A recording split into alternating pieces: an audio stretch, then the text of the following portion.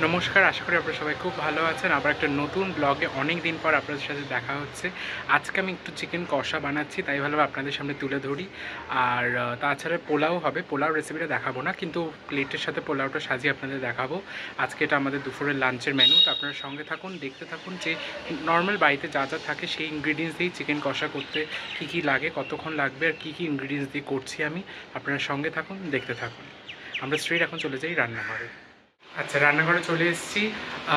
তো পুরো ভিডিওটা অবশ্যই দেখবেন, আর যদি ভালো লাগে ভিডিওটা অবশ্যই ছেড়ে যাবার আগে একটা লাইক করবেন, কমেন্ট করে জানাবেন যে কেমন লাগলো আজকে ভিডিওটা, আর অবশ্যই শেয়ার করুন। আর আমাদের এই কমিউনিটির পাশে দাঁড়ান। আর আরও অনেক নতুন নতুন রেসিপিস দেখার জন্য অবশ্যই সাবস্ক্রাইব করবেন। নিচে দেখুন একটা সাবস্ক্রাইব বাটন আছে, সেটা প্রেস করবেন। আর অবশ্যই সাবস্ক্রাইব বাটনের পাশে একটা বেল আইকন আছে, সেটা টিপলে আপনার কাছে আমার ভিডিওর সব নোটিফিকেশন পৌঁছে যাবে যখন আমি আপলোড করব। তো আপনারা সঙ্গে থাকুন, দেখতে থাকুন। আমরা একেবারে চলে যাই এখন রেসিপিতে, আপনাদের দেখাতে থাকি। চলুন।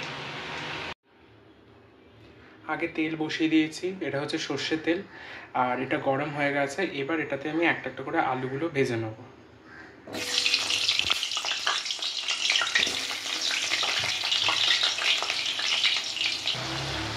একটু নুন দিয়েছি আর একটু হলুদ দিয়েছি। এবার এটা পুরো লাল লাল করে ভাজা হবে, ভেজে তুলে নেব।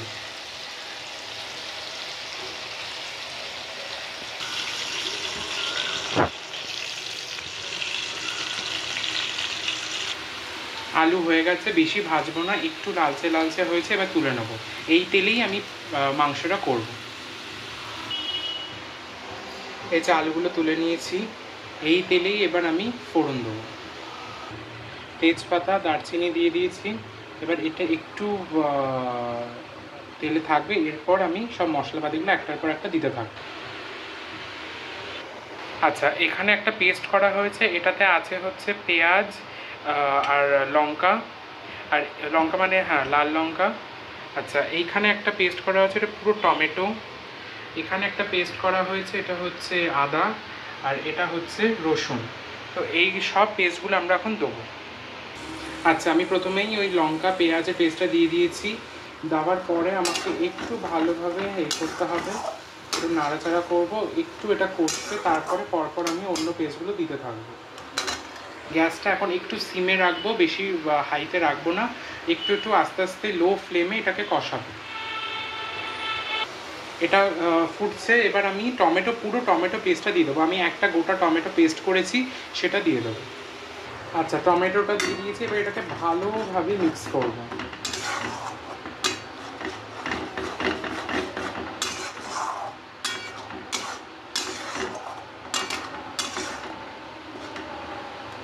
এবার এটা ফুটুক। আচ্ছা, আদা রসুন 1 স্পুন করে দিয়েছি, এটাও ভালোভাবে মিক্স করে নেব। 1 স্পুন আদা রসুন, 1 স্পুন আদা পেস্ট আর রসুন। আচ্ছা, এবার সব মশলা তো দিয়ে দিয়েছি, এবার ভালোভাবে এটাকে শুকাতে হবে আর কষাবো, তেলটা বেরিয়ে আসবে, তারপরে আমি পরবর্তী সব যা দেওয়া দিচ্ছি। আচ্ছা, স্বাদ মতো নুন দিয়েছি, হলুদ গুঁড়ো দিয়েছি আর লঙ্কার গুঁড়ো। আপনারা যদি আর একটু লালচে রং চান, আমি কাশ্মীরি রেড চিলি মানে যেটা রঙের জন্য সেটা দিয়েছি।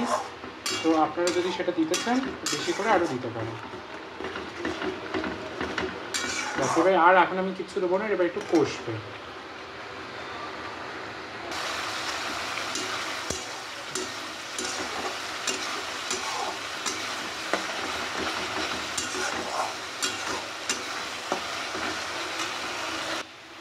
আচ্ছা, এটা তেলটা বেরিয়ে এসছে আর মশলাটা শুকিয়েও এসছে। এবার আমি এটাতে মাংসটা দিয়ে দেবো, কাঁচা মাংস, কোনো ম্যারিনেশন করেনি। এবার আমি এই কষানো মাংসের সাথে ওটাকে মিক্স করব।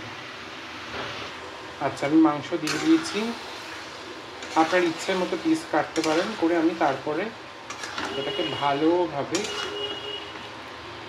মাংসটার সাথে মশলাটাকে মাখাবো, মাখিয়ে ভালোভাবে মিক্স করবো।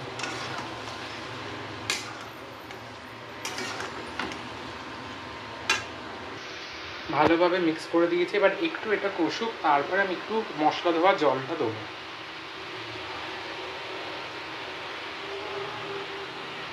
আমি একটু মশলা ধোয়া জল দিলাম, বেশি জল দিইনি কারণ এখন এটা ফুটবে, ফুটে আবার আমি এটাকে শুকাবো, করে তারপর গরম জল দেবো। তো আপনারা দেখতে থাকুন। আর এখন আমি আলুগুলো দিচ্ছি না, একটু পরে আলুগুলো দেবো।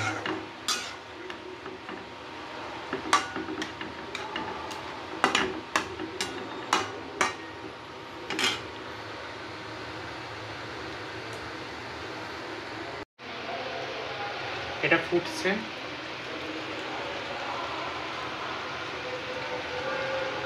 আর এইদিকে গরম জলও হচ্ছে, তো এই জলটাই দিয়ে দেবো।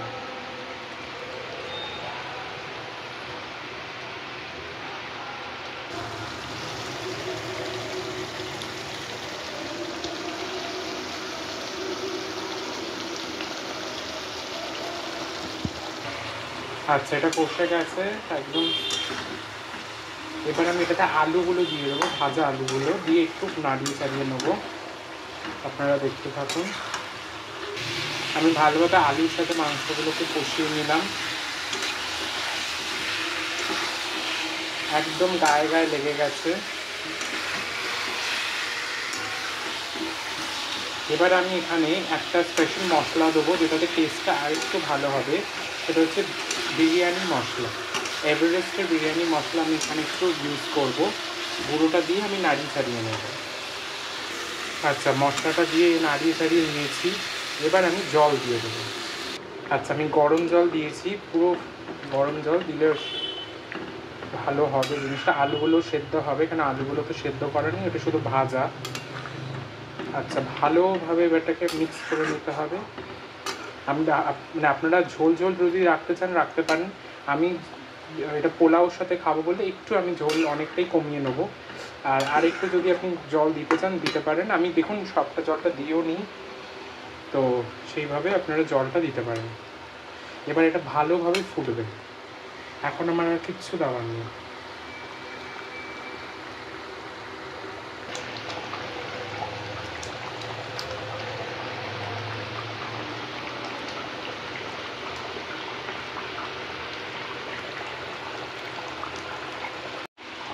আচ্ছা, তো এটা ভালোভাবে ফুটছে, কিন্তু আমি আর একটু ফোটাবো, বিকজ এতটা ঝোল আমি রাখবো না।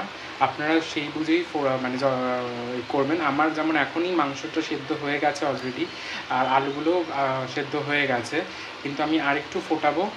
যেমন এই দেখুন, আমি যদি এখন এটা এরকম সব সেদ্ধ হয়ে গেছে, রঙটাও খুব সুন্দর এসছে, সেটা আপনারা মনে হয় দেখতে পাচ্ছেন।